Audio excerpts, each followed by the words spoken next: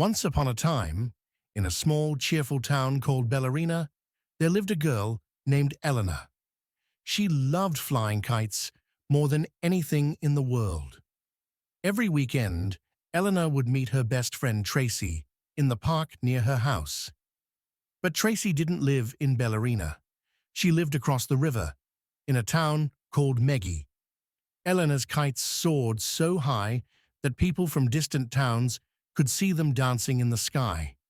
She had kites in every color imaginable, and she knew just how to make them glide, swoop, and twirl with the wind.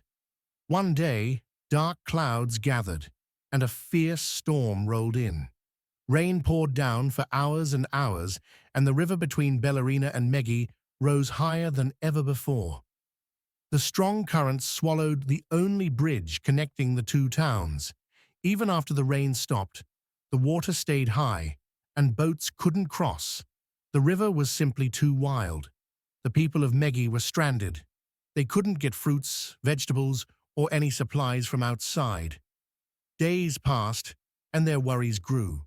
Then, one evening, Elena's phone rang. It was Tracy. "Elena, we need help. Our town is running out of food," Tracy said, her voice full of concern. Elena thought for a moment. Then her eyes lit up. "I have an idea," she said. Elena rushed to the town's square, where the people of Ballerina had gathered to find a way to help.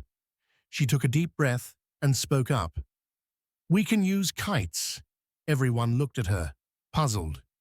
"If we fly kites with strong strings across the river, we can send multiple strings over to Meggie.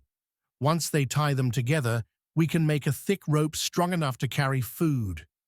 The townspeople paused and then smiled. It was a brilliant idea. Together, they got to work, tying string after string, weaving them into one long, sturdy rope.